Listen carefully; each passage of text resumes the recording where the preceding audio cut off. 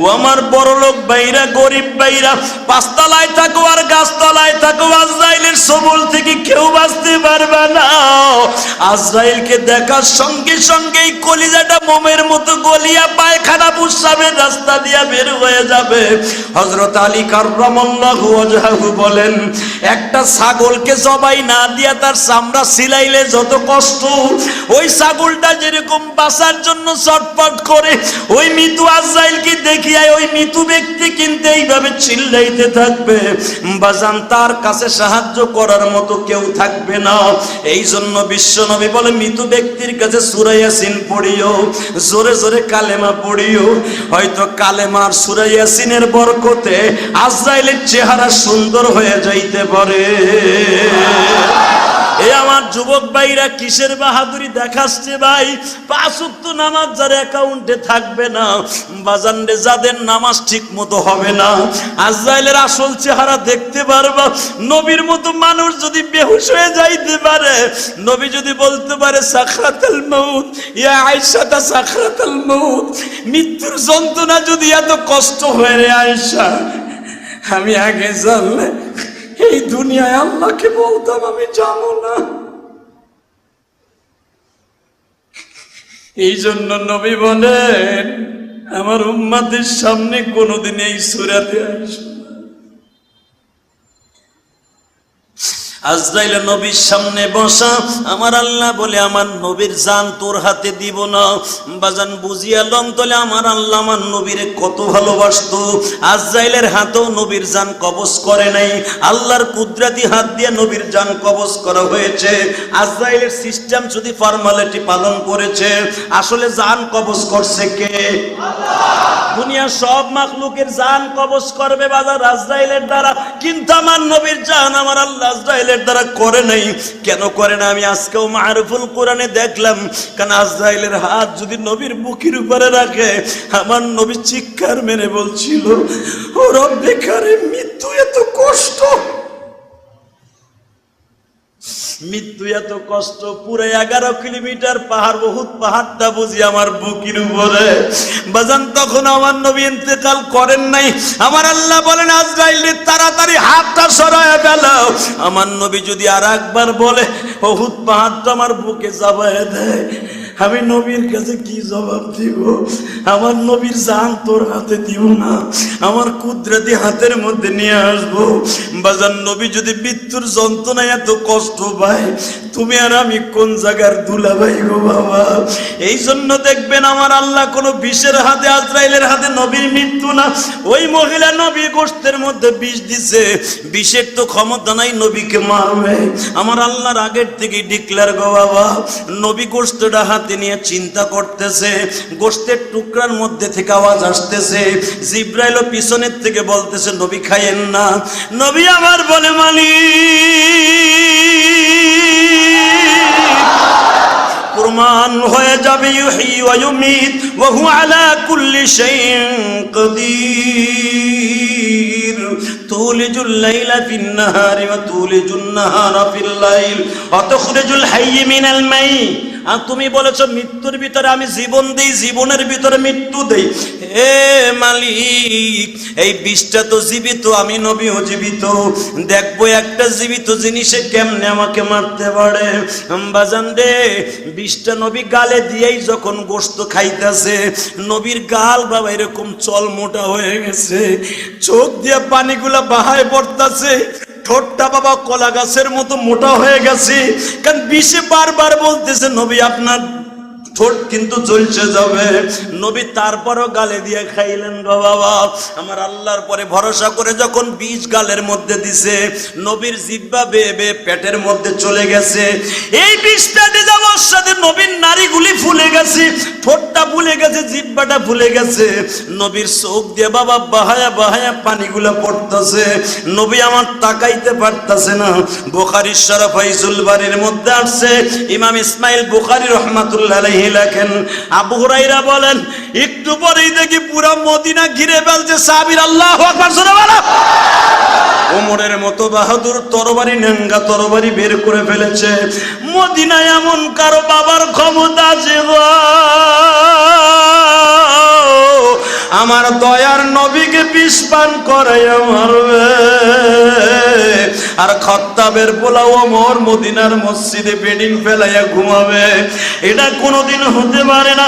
ওমরের মতো এত বড় বাহাদুর, আলীর মতো এত বড় বাহাদুর, ফাতেমা রাস্তায় বের হয়ে গেছে বুরকা পরিয়া, হাসান হুসাইন বাজান রে ফাতেমা বের হয়ে গেছে, ও বাজান কোলের মধ্যে নিয়ে হাসানকে নিয়ে দোষ শুরু করেছে। সূরা ফাতিহা নবীর তেলাওয়াত করতে বললেন, ফাতিহা তেলাওয়াত করতে দেরি আছে, নবীর বিষ খতম হইতে দেরি হয় নাই, কিন্তু বাজার বিষের ক্রিয়া কিন্তু মৃত্যুর আগ পর্যন্ত রয়ে গেছে।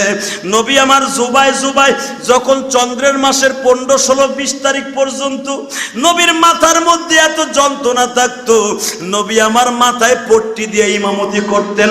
বুখারীতে দেখবেন নবী পট্টি লাগাইলে কেমনে আপনি ওযু গোসল করবেন, এই মাসলাটা বিশ্ব নবী নিজেই শিখিয়েছে। নবীর মাথায় পট্টি বাঁধা লাগতো গো বাবা, আমার নবীর মাথা পুরো ব্যান্ডেজ করা লাগতো, এত যন্ত্রণা আমার নবী সহ্য করতে পারতেন না। ওই বিষ মাঝে মাঝে রক বাইয়া বাবা মাথার মধ্যে উঠতো, নবীর জিহ্বাটা এরকম মাঝে মাঝে ফুলিয়া যাইতো, চোখগুলা বড় বড় হয়ে যাইতো। নবী আমার রহমাতের নজরে বলতেন, সাহাবীরা বিষ হয়তো আল্লাহর হুকুমে শেষ হয়ে গেছে, কিন্তু বিষের ক্রিয়া আমি নবীর সদা সর্বদাই আল্লাহর হুকুমে কষ্ট দেয়। ও বাজান মৃত্যুর আগে এই বিষটা এমন ভাবে উঠিয়া গেল, নবীর চোখগুলা মনে হইতে যে বের হয়ে যাবে, নবীর কানটা গরম হয়ে গেছে, লাল হয়ে গেছে, নবীর পুরা বডিটা লাল হয়ে গেছে গো বাবা। এই জন্য আমি বলছি কারো কারোর জন্য এই দুনিয়ার রোগ হলো রহমত, কথা ঠিক না বেঠিক? বাজান 6 থেকে 7 বছর পর্যন্ত আমার নবী এই বিষের ক্রিয়ায় এত কষ্ট পাইছে, এত কষ্ট পাইছে। তখন আমার নবী বলছে, যারা পেলেগ রোগের আক্রান্ত, যারা ডায়াবেটিসের রোগে আক্রান্ত, যারা চোখ নষ্ট হয়ে গেছে, যারা হার্টের রোগী, যারা বড় বড় মার্সেন রোগী আছো, ও আমি বিশ্ব নবী বলে দিয়ে গেলাম, আমার রোগী যদি এত যন্ত্রণা দেয়, আমার উম্মতের হার্টের রোগীর কত কষ্ট। আমি নবী বলে দিয়ে গেলাম, এই কষ্ট তোমরা দুনিয়ায় সহ্য করে রব্বে কারিমকে রুকু সিজদা লাগাইও, কবরে অশান্তি দিয়ে আল্লাহ রাখবে না। বাজান আমি আপনাদের দুইটা পায়ে হাত দিয়ে বলি, এই জমিনের মালিককে, এই পৃথিবীতে চিরদিন থাকতে পারবেন? ও বাজান 100, 200, 700 হাত লম্বা ছিল কমে সাউমিত, কমে লুত, কমে সামুদ ছিল 250 হাত, 300 হাত লম্বা। তাদের কবরগুলা যদি সেই কমে লুতের স্থানে যান, কবরস্থানে আপনি দেখতে পারবেন কত বড় বড় কবর। আরো সংক্ষেপে বলে দেই, যেখানে যাওয়া সম্ভব, মা হাওয়া মাকবারে শহীদ, মাকবারে হাওয়া, মা হাওয়া জেদ্দায় আপনি হাজিরা তো যান, আপনারা টুরিস্টে, আপনারা ঘুরতে যায় দেখেন বাবা 400 হাত 500 হাত এক একটা কবর খনন করা, 400 হাত 200 হাত 300 হাত এক একটা কবর। ও বাজান মা হাওয়ার কবর এখনো জেদ্দায় আছে, দেখবেন কত বড় বড় কবর বাবা, 200 হাত 300 হাত কবর। আমি ইলিয়াসুর রহমান জিহাদি 11 থেকে 12 বার এই কবরটা জিয়ারত করছি বাবা। হাজার হাজার শত শত কবর মা হাওয়ার কবরস্থানে পড়িয়া রয়েছে জিদ্দায়। ওই কবরগুলা দেখলে বোঝা যায় আগের যুগের মানুষ কত লম্বা ছিল বাবা। মানুষ যদি এত লম্বা হয়, এই লম্বা মানুষের কাছে আজরাইল কত বড় লম্বা হয়ে আসতো গো বাবা। ওই সূরাতে তোমার আমার সামনে আসবে, আসো দুইটা পায়ে হাত দিয়া বলি, আর সময় নাই গো বাবা, সব দ্বিধা দ্বন্দ্ব ভুলে যাইয়া আমার আল্লাহরে বন্ধু বানায়া আখিরাতের চিন্তা ঢুকাইয়া মৃত্যুর জন্য রেডি হইয়া যায়। আল্লাহু আকবার। এত বড় আসমান দেখো, ইদাস সামাউ ফাতারাত, এই আসমান থেকেও আমি তুলার দানার মতো উড়াইয়া ফেলবো। এই এত বড় শক্তিশালী পাহাড়, এটাও আমি তুলার দানার মতো কম্পন শুরু করে দিব। ওয়ায়াবকা ওয়াজহু রাব্বিকা যুল জালালি ওয়াল ইকরাম ফাবিআইয়ি আলাই রাব্বিকুমা তুকাযযিবান।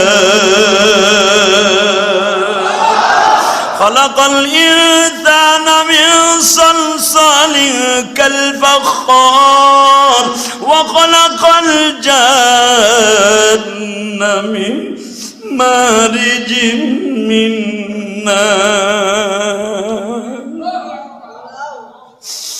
বান্দারে এই আসমান বানাবার আমার কোনো দরকার ছিল না, এই জমিন বানাবার কোনো দরকার ছিল না।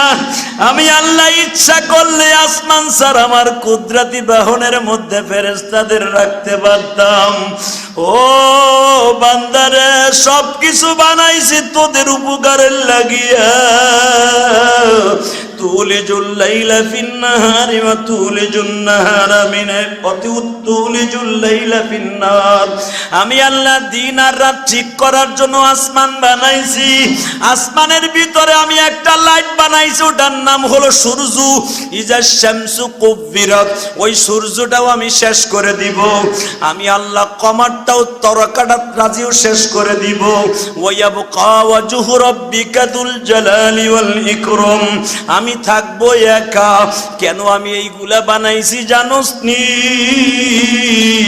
আমার বান্দা শুধু 5 বেলা মসজিদে যায়া, অসুস্থ হইলে ঘরের মধ্যে বসিয়া, ব্যবসায় ঝামেলা থাকলে দোকানে বসিয়া, অফিসে ঝামেলা থাকলে অফিসে বসিয়া, বিমানে বসিয়া, গাছে বাসে বসিয়া, আমার বান্দা শুধু এই কপালটা আমার একবার দিয়া বলবে সুবহান রাব্বিয়াল আ'লা।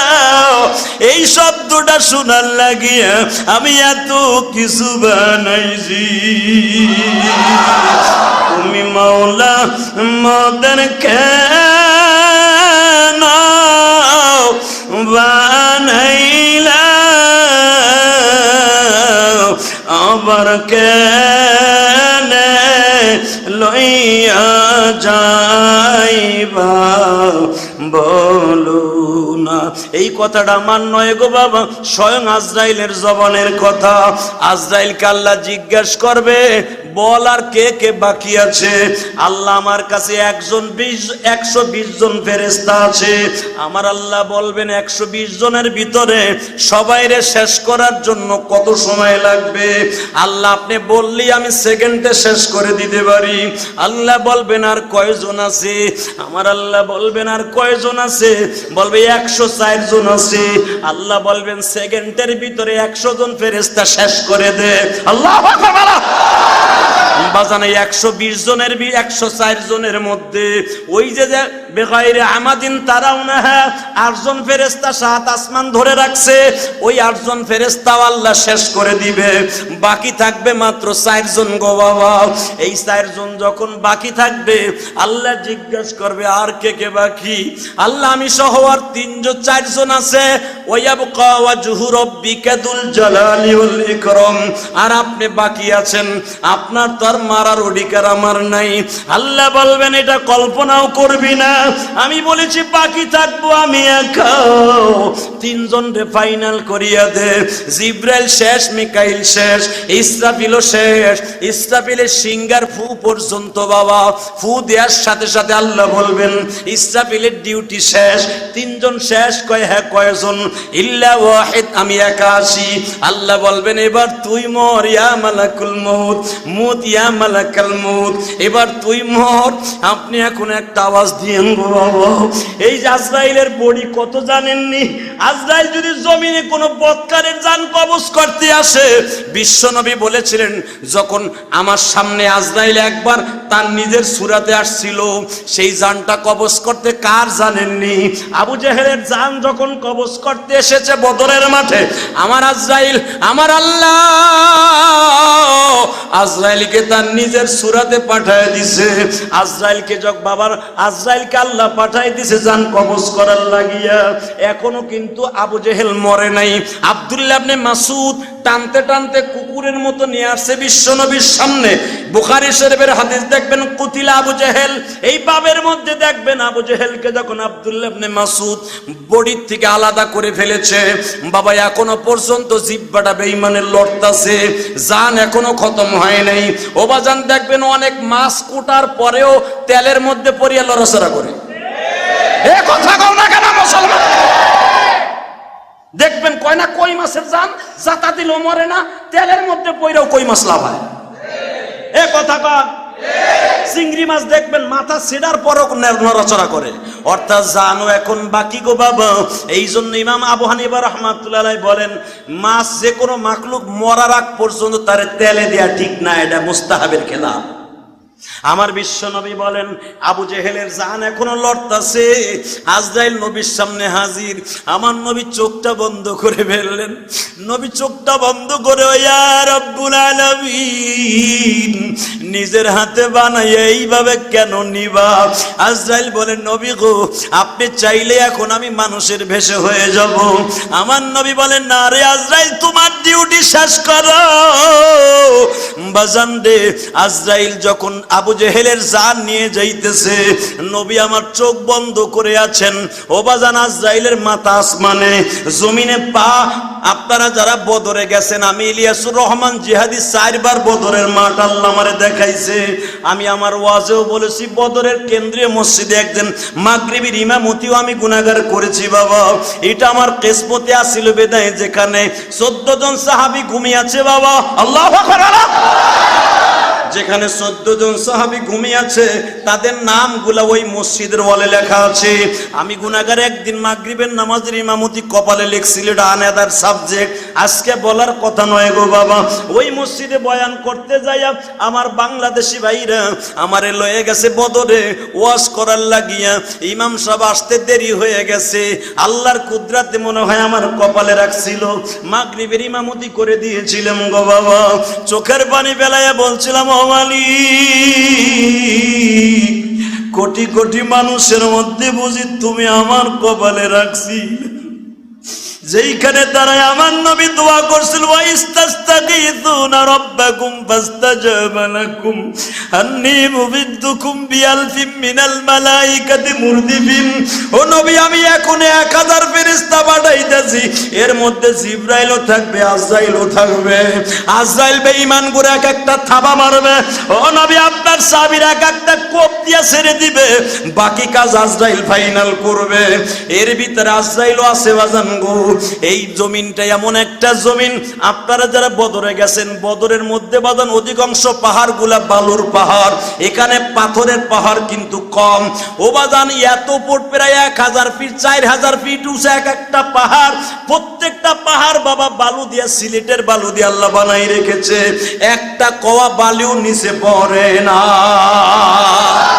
বদরে গেলে দেখতে পারবেন হাজার হাজার বালুর পাহাড় গো বাবা। যেইখানে জিব্রাইল নামছে, জিব্রাইলের পায়ের ছাপ আছে, এটাও বালুর পাহাড় গো বাবা। এ যুবক ভাইরা, ওই পাহাড়ের থেকে আজরাইল নামছে, মালাকুল মউতের দৃশ্য দেখতে পারবা। যদি 5 ওয়াক্ত নামাজ তোমার অ্যাকাউন্টে না থাকে, আজরাইলের আসল চেহারা দেখতে পারবা। আজরাইলের আসল চেহারা দেখলে বাবা কলিজার ছাতি ফাটিয়ে যাবে, পায়খানা প্রস্রাব বের হয়ে যাবে, কলিজাটা মোমের মতো গলে যাবে। আমার নবী পর্যন্ত বেহুশ হয়েছিলেন গো বাবা। বদরের মাঠে নবী চাদর মুড়ি দিয়ে বসে আছে। ও ফেরেশতারা, তোমরা জিজ্ঞাসা করো, ও সাহাবীরা তোমরা জিজ্ঞাসা করো, আমি বদরের মাঠে কেন চাদর গায়ে দিয়ে কাঁপি? আমি আজরাইলের চেহারা দেখছি। আজরাইলের চেহারা যদি আমার গরিব উম্মাদের সামনে এইভাবে প্রেজেন্ট করা হয়, আমার উম্মাদগুলা চেহারা দেখাই তো বেঈমান হয়ে যাবে। সুস্থতা যে কত বড় নেয়ামত সেটা বোঝা যাবে অসুস্থ হইলে। কথা বাস্তব কিনা? কথা বোঝেন কিনা? যদি বুঝে না আসে তাহলে অসুস্থ হয়ে দেখেন। যদি কোন সুস্থ রাখার মালিক আল্লাহ, অসুস্থ রাখার মালিক আল্লাহ, আমি নিজে নিজে অসুস্থ হব কেমনে? পারবেন? আপনি এই মসজিদের ওয়ালের সাথে জোরে একটা মাথায় বাড়ি দেন,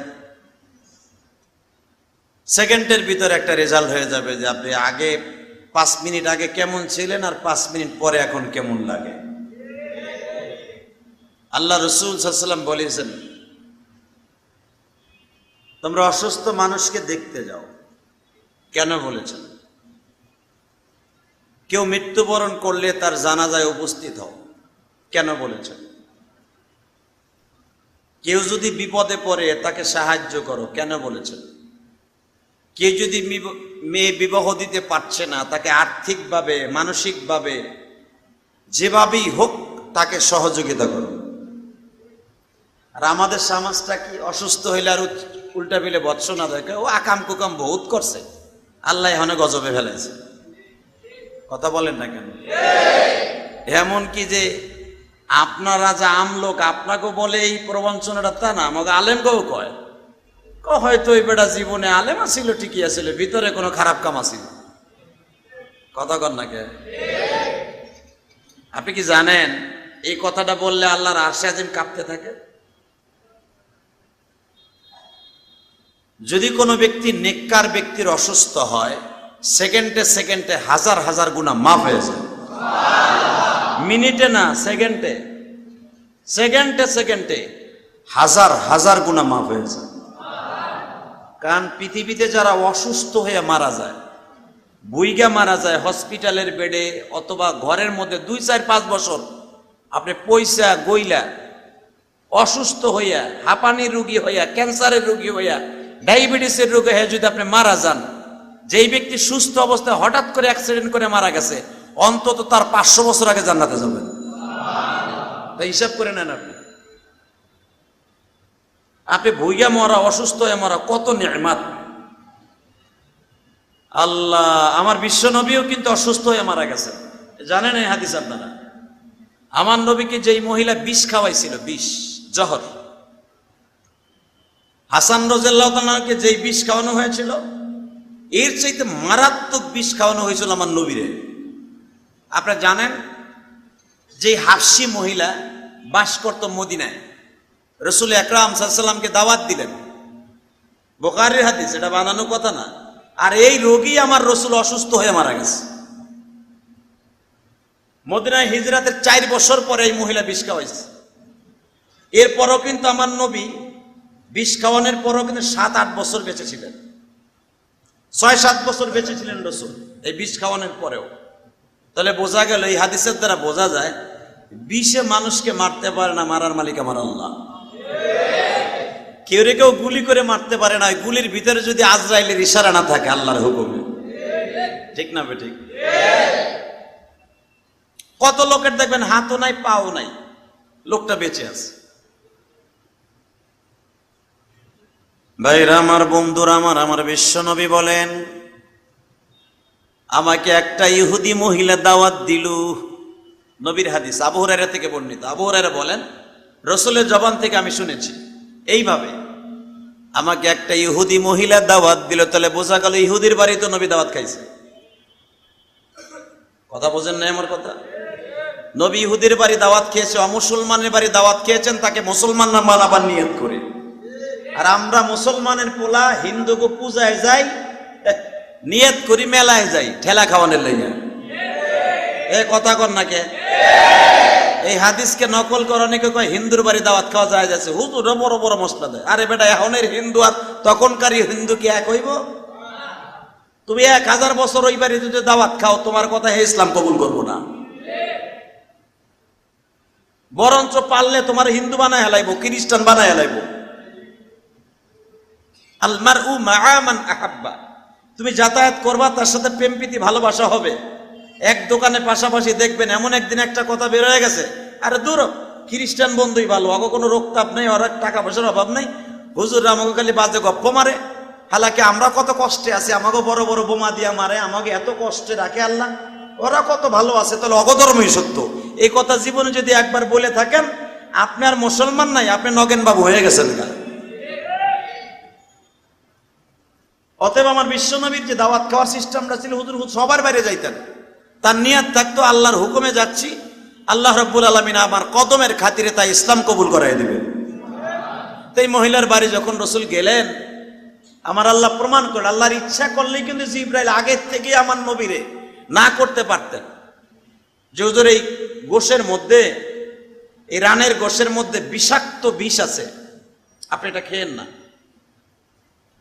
এই দুধের মধ্যে, এই গোশের মধ্যে অনেক বিষাক্ত বিষ, যেটা খেলে আপনি মারা যাবেন অথবা আপনার ক্ষতি হবে। এটা জিবরাইল আগে বলতে পারতেন, কিন্তু বলেন নাই। আল্লাহ বুঝাই দিলেন যে তোরা আমার নবীর বিষ খাওয়ানোর পরেও আমি আল্লাহ ইউহয়ি ওয়া ইউমীতু আলা কুল্লি শাইইন কাদির, আমি মৃত্যুদাতা, জীবনদাতা, আমি সর্বময় ক্ষমতার মালিক, এটা প্রমাণ করব আজকে বিষ দিয়া। বিশ্বনবীর কাছে সুন্দর করে পাকায়া বিষ এমন ভাবে মিশ্রিত করেছে, বোঝার কায়দা নাই, সেনযুক্ত বিষ। বাজানরে বিষের পেয়ালা যখন বিশ্ব নবীর কাছে সাবমিট করলেন, উপস্থিত করলেন, বিশ্ব নবী দেখলেন এত সুন্দর পাক, আর আমার যেই গোশতটা ফেভারেট, সবচেয়ে চয়েসফুল, যেই জায়গার গোশতটা আমার বিশ্ব নবী বেশি খাইতেন, ওই জায়গার গোশতটাই বেঈমান মহিলা পাকাইছে। তার স্বামী পিছনে দাঁড়ায় দাঁড়ায় দেখতেছে, ওই মহিলার মা বাবাও পিছনে দাঁড়ায় দাঁড়ায় দেখতেছে, তার ছোট ছোট দুটা বাচ্চাও দেখতেছে। ছোট বাচ্চা দুটা বারবার মাকে বলতেছে, মা গো,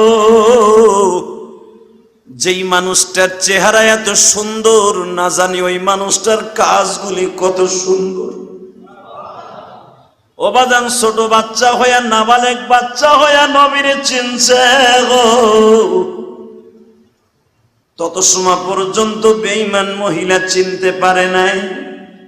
এর ভিতরে কারণ হলো আব্দুল্লাহ ইবনে উবাই ইবনে সুলুল রাইসুল মুনাফিক, যার নাম কোরআনে আসছে।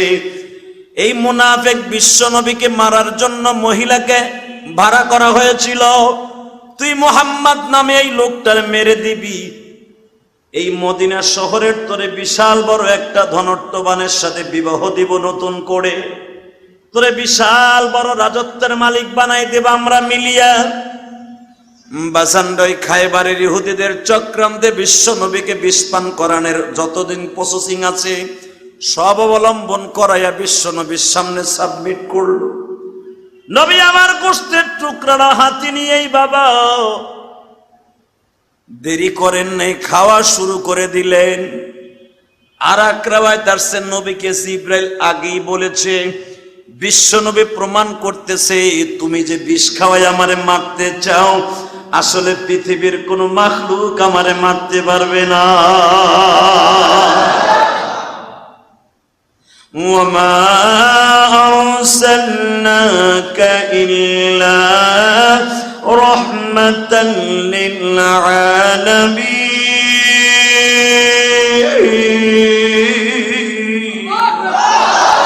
লাকাদ কানা লাকুম ফি রাসূলিল্লাহি উসওয়াতুন হাসানাহ। যার চরিত্রের মধ্যে এত সুন্দর গো বাবা, তার জিন্দেগি কত সুন্দর। যারে পাঠিয়েছেন আমার মাওলা রহমান স্বরূপ, তার কাছে পৃথিবীর কোন গজব গ্রাস করতে পারে না। বিষের মধ্যে থেকে আওয়াজ হইতেছে, নবীজি আমারে পান করলে আপনার ঠোঁট দুইটা ঝলসে যাবে, আপনার ঠোঁট দুইটা, আপনার জিহ্বাটা নবী পুড়িয়া যাবে, আমারে খেন না গো নবী।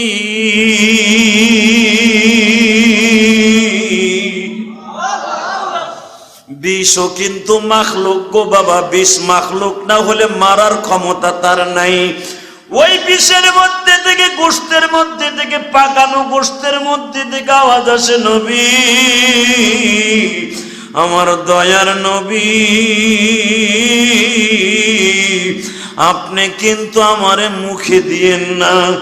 এক রাওয়ায়াত আসছে, নবী আমার গোশের টুকরাটা হাতে নিয়ে ভাবতাছে, আমি যদি এখন গোশের টুকরাটা রিটার্ন প্লেটে রেখে দেই, মহিলা পিছনের থেকে ভাববে তুমি বলে রহমাতুল লিল আলামিন, তুমি বলে নবী তলে গোশত খাও। আমার নবী এই চিন্তা ভাবনা করিয়া আমার নবী ভাবতাছে, যদি বিষে আমারে কিছু করতে পারতো, জিবরাইল আমার আগের থেকে ইত্তেলা দিত। অতএব আমার আল্লাহ আমাকে বলে দিয়েছে, নবী গো, পৃথিবীর কোন মাখলুকের হাতে আমার নবীর মৃত্যু হবে না, আমার নবীর মৃত্যু হবে স্বয়ং আমি আল্লাহর হাতে। বাজান একটু টাচ দিলেই বুঝতে পারবেন আমার নবী মৃত্যুর শয্যায় সজ্জিত। আজরাইল কিন্তু নবীর পাশে বসা, জিবরাইল নবীর সামনে বসা, ইসমাইল ফেরেশতা বসা, বুহাইল ফেরেশতা বসা, ইসরাফিলের বন্ধু আর একজন উনিও বসা, হাজার হাজার ফেরেশতা নবীর আশেপাশে বসা। আজরাইল বারবার অনুমতি চায়, গো আল্লাহ তোমার বন্ধুর জান কবজ করা স্টার্ট দিব কিনা। আমার আল্লাহ বলে, আমার বন্ধুর জান কবজ করার দায়িত্ব তোর হাতে দেই নাই। আমি যখন বলবো তখন শুধু রুমালটা আমার বন্ধুর সামনে দিয়ে একবার লাড়াচাড়া করবি, রহমতের রুমালের মধ্যে আমার বন্ধুর জান পাখিটা ঢুকে যাবে, খাসার মধ্যে নিয়ে উড়াল মারবি। খবরদার, পৃথিবীতে যত বস্তুকে জীবন তুমি নিয়েছো, সবচাইতে দ্রুত জীবনটাকে নিয়ে আমি আল্লাহর কাছে উপস্থিত করে দিবা, কারণ আমার নবীর জান তোমার কাছে থাকবে, আমি আল্লাহ পছন্দ করি। এ বাজান, পৃথিবীতে যত মানুষের জান কবজ করে আজরাইলের আসমানে যেতে যত সময় লেগেছে, তার চাইতে 70 ভাগের চাইতেও কম সময় আজরাইলের হাতে নবীর জান ছিল। এ যুবক ভাইরা, ভালো করে বুঝো, যেই 8 জন ফেরেশতা তামাম পৃথিবীটা সহ, অর্থাৎ আসমান সহ, আমার আল্লাহ 8 জন ফেরেশতার কাঁধের উপরে আসমানটা রেখে দিয়েছে। আমি আপনার কাছে যদি বলি এক একটা আসমানের দৈর্ঘ্য প্রস্থ কত, আপনার মাথার ক্যালকুলেটর অফ হয়ে যাবে, আপনার কম্পিউটারের ডেস্কটপ অফ হয়ে যাবে, হ্যাং হয়ে যাবে। কিন্তু আমার আল্লাহর একটা আসমানের কত দূরত্ব, কত প্রস্থ জানে একমাত্র আমার রব্বে কারীম। খালাকাস সামাওয়াতি ওয়াল আরদি ফি সিত্তাতি আইয়াম। আমি দুনিয়া 6 দিনে বানাইয়া আমি 8 জন ফেরেশতার কাঁধের উপরে বানাই রেখে দিয়েছি আসমানটা। আপনারে একটা एग्जांपल দিলে বুঝবেন। 8 জন ফেরেশতা 7টা আসমান রে কাঁধে করে রেখে দিয়েছে বাবা। তাহলে বুঝেন, আসমান যদি এত বড় হয় তাহলে ফেরেশতাটা কত বড়। হে কথা কন না কে? এই মিয়া, এই যে একটা 10 তলা বিল্ডিং বানায়, এই 10 তলা বিল্ডিং বানাবার আগে 3 তলা বিল্ডিং এর ফাউন্ডেশন মাটির নিচে দেয়। হে কথা কন। এবং এই বিল্ডিং এর চাইতে এই যে আপনার ফাউন্ডেশনটা, এই যে পিলারটা, এই পিলার যে কয়টা কত শক্তিশালী করা লাগে। তা যে এত বড় দৈর্ঘ্য প্রস্থওয়ালা নবী আমার বলেন আসমান জমিনের সীমা রেখা, আমি বিশ্ব নবীকে আল্লাহ বলে নাই, আমি নিজেও বলতে পারি না। তবে এতটুকু তোমাদেরকে বলি, তোমরা ভাবিয়ে নাও, আসমানের ভিতরে 8টা জান্নাত আছে। এক একটা জান্নাতের দরজার দৈর্ঘ্য প্রস্থ হলো 1-2 হাজার কিলোমিটার, বিলিয়ন কিলোমিটার না। আমি বিশ্ব নবী বোরাকে সরিয়া এই দুনিয়ার হিসাবে 70,000 বছর পর্যন্ত যদি একটা চৌকাট থেকে আর একটা চৌকাটে বোরাক দৌড়ায়, এই বোরাকে ক্লান্ত হয়ে যাবে, জান্নাতের একটা দরজার সীমারেখা শেষ করতে পারবে না। এই একটা জানলার একটা দরজার কথা কইলাম, এইরকম 8টা দরজা। এই 8টা দরজা জানলার ভিতরে আবার আমার রব্বে কারিমের হাজার হাজার কুদরতি জানালা, দরজা, কত কিছু মোজাইন করা আমার আল্লাহ। আর এক একটা গরিব মানুষ, রিক্সা চালক, আপনার আমার মতো একটা গরিব মানুষ সর্বনিম্ন যে জান্নাতটা পাবে, ওটার দৈর্ঘ্য প্রস্থ হবে এই পৃথিবীর 10টা পৃথিবীর সমান। তাহলে আপনি বুঝিয়ে এলেন, এত বড় জান্নাত যদি একটা রিক্সা চালক পায়, নবীরা তার চাইতে তো আরো 70 গুণ দামি পাবে, আলেমরা তার চাইতে 70 গুণ দামি পারে আম মানুষের চাইতে। তাহলে বুঝেন এতগুলা জান্নাত কোথায় রেখেছে আমার আল্লাহ। এই এত বড় জান্নাত বিশিষ্ট একটা আসমান একজন ফেরেশতা কাঁধে করে রেখে দিয়েছে। তো যেই ফেরেশতা কাঁধে করে রাখছে, ওর ফাউন্ডেশন কত বড়, ও কত ফাউন্ডেশনওয়ালা ফেরেশতা, কত ওজনওয়ালা ফেরেশতা, ওরে কত রড সিমেন্ট দিয়ে আমার আল্লাহ বানাইছে, তাই চিন্তা করেন। এত বড় বিশাল বড় আসমান যে একজনে রাখে, কিন্তু এদের কোনো রেশ নাই। এই যে 8 জন ফেরেশতা, কোরআন শরীফের আয়াত, এটা ভাইবেন না যে আমার বাজানের বানানো কথা, স্পষ্ট কোরআনের আয়াত। সামানি আল্লাহ বলেন 8 জন ফেরেশতার কাঁধে আমি আসমান রেখে দিছি। এদেরকে একদিন আল্লাহ ছুটি দেয়।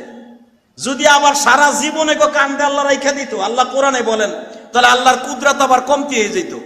আল্লাহু লা ইলাহা ইল্লা হুয়াল হাইয়ুল কাইয়ুম, আল্লাহ যে সর্বময় ক্ষমতার মালিক, এইটা বুঝাবার জন্য ওদেরকে একদিন ছুটি দেয়, একদিন। আলহামদুলিল্লাহ বললেন না? সেই দিনটা হলো সবে কদরের রজনী। এই দিনকে 8 জন আল্লাহ ছেড়ে দেয়, কয় যা তোরা যা। এখন বলেন, খুঁটি নাই, বেগাইরে আমাদিন তারাও না, আল্লাহ কোরআনে বলেন আমি খুঁটি ছাড়া একদিন রাখি, কোনো খুঁটি লাগাই না। ওই 8 জন ফেরেশতারাও বলি তোরা আজকে ইবাদতে লাইগে যা, দেখ আমার বান্দাগুলো আজকে ইবাদত করতেছে, ওগো কাতারে দাঁড়ায় যা। ওরা ওখান থেকে কাতারে দাঁড়ায় যায়, আল্লাহু আকবার বলতে পারো না? তাহলে এবার বলো, 8 জন ফেরেশতাও নাই, এত বড় বিশাল আসমান কে রাখলো? কে রেখেছে? এই জন্য আল্লাহ কি বলে জানেন? আর রহমান আল্লামাল কুরআন খালাকাল ইনসান।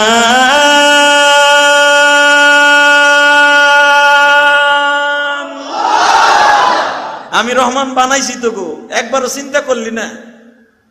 যেই ফেরেশতার ফাউন্ডেশন দিয়ে বানাইছে, এত বড় আসমান যার কাদের উপর রাইখা দিয়েছে, ওর ফাউন্ডেশন কত, ওর বডি কত বড় হইলে এত বড় আসমান কাঁধে রাখতে পারে?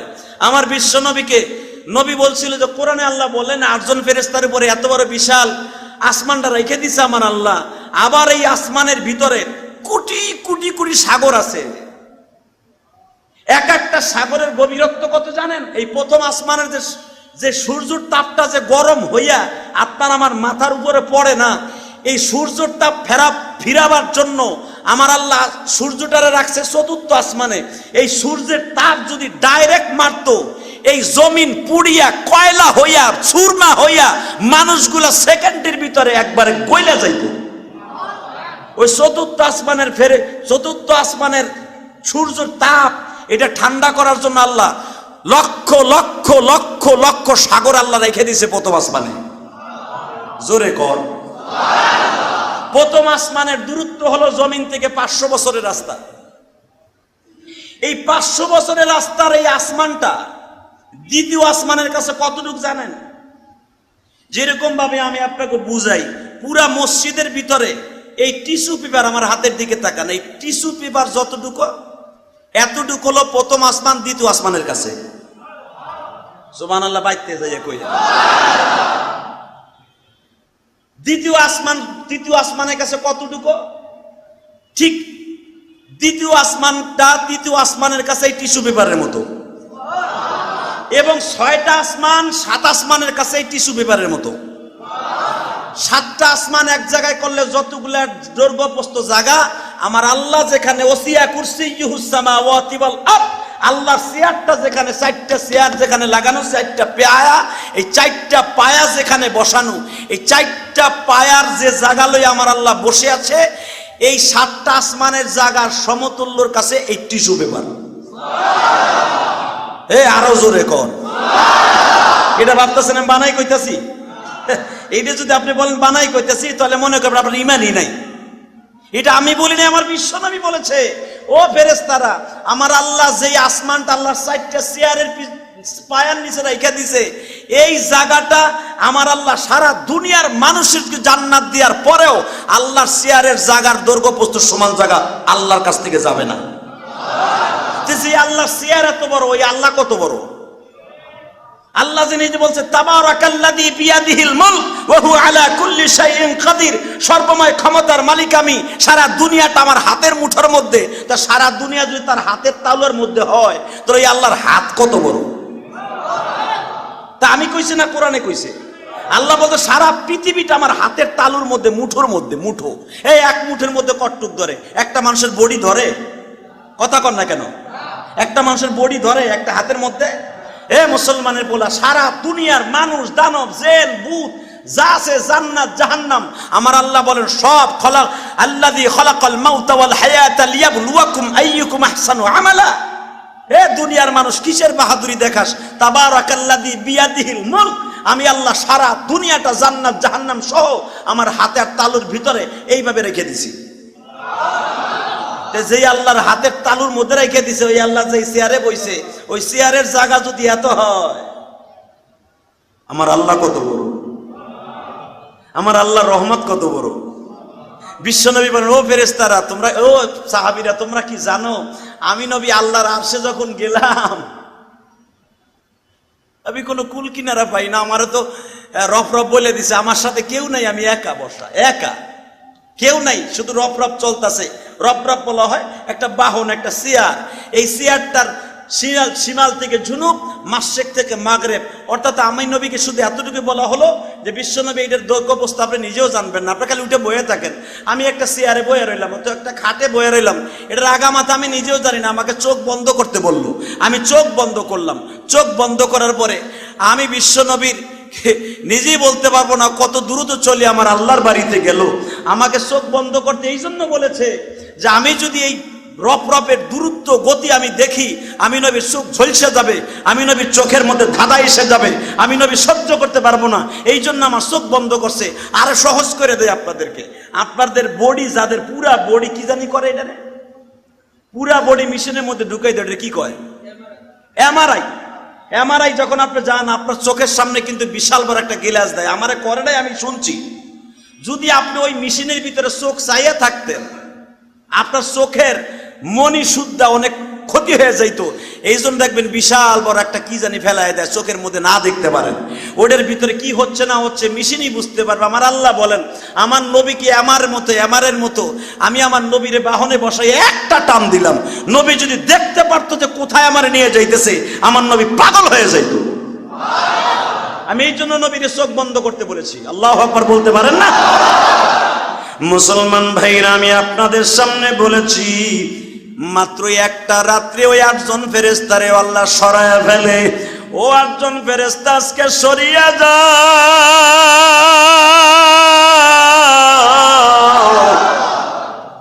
আজকে তোমাদেরকেও আমি ছুটি দিয়ে দিলাম। শুধু আমার আল্লাহ একা বাকি থাকে, সবাই আল্লাহর জন্য বাবা ইস্তেগফারে নামি। আমার আল্লাহ বলে, বান্দা রে, তোরা ভাবতে পারোস আমি বুঝি ফেরেশতাদের কাছে মুখাপেক্ষী। কুল হুয়াল্লাহু আহাদ আল্লাহুস সামাদ।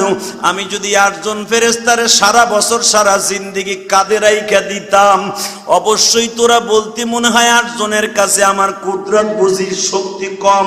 না, মাঝে মাঝে এদেরকেও আমি ইবাদতে লাগায় দেই। আমার কুদরতে স্পেশাল জিনিস দিয়া আমি আল্লাহ 7টা আসমান জড়িয়ে রাখি। এই আসমানটাও একদিন আমি শেষ করে ফেলবো।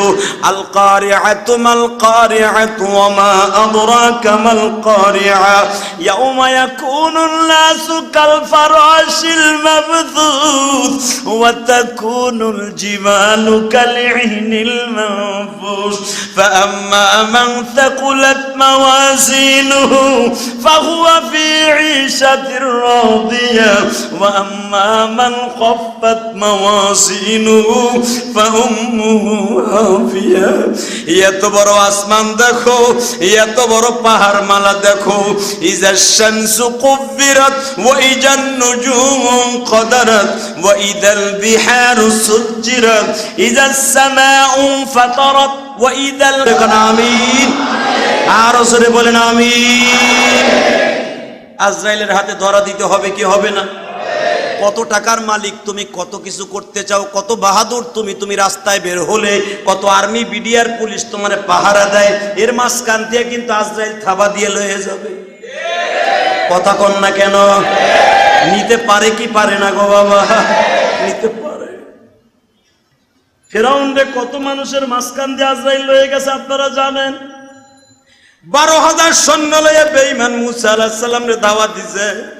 ফেরাউনের আশেপাশে কিন্তু 12,000 অশ্বরোহী সৈন্য, এর মাঝখান দিয়ে আজরাইল ফেরাউনকে লয়ে যাইতেছে। ফেরাউন তখন বলছিল, ও আজরাইল,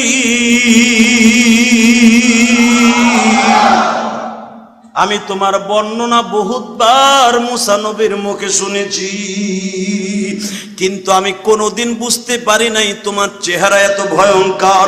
আমি এখন কালেমা পড়তেছি, আমারে মাফ করে দাও। এই কথাটা বলতে দেরি হইছে। আজরাইল বাবা কুলের থেকে এক বালতি কাদা বেঈমানের গালের মধ্যে ঢুকাই দিয়া প্লাস্টার করে দিছে।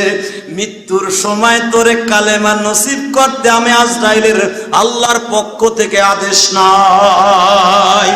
যুবক ভাই, তুমি মনে মনে ভাবতেছো আমার বাবা 60 বছর বাঁচছে, আমি অন্তত 55 বছর বাঁচবো, 45 বছর বাঁচবো। 5 বছর আমার আল্লাহর ইবাদত করতে করতে মসজিদের টাইলস কালা বানায় ফেলবো, কপালের মধ্যে একটা ছাতির মতো কালো দাগ ফেলায় ফেলবো, ওই 5 বছর আল্লাহর বন্ধু বানায় ফেলবো। যদি সেই মনে মনে ভাবো, ফেরাউনের কাছ থেকে মাসলাটা ভালো করে শিখালো। আল্লাহ আমাদের হেদায়েত নসিব করুক, আমিন। আসেন তওবা করি, আস্তাগফিরুল্লাহ রব্বি মিন কুল্লি জামবি আতুবু ইলাইহি লা হাওলা ওয়ালা কুওয়াতা ইল্লা বিল্লাহিল আলিয়্যিল আযীম।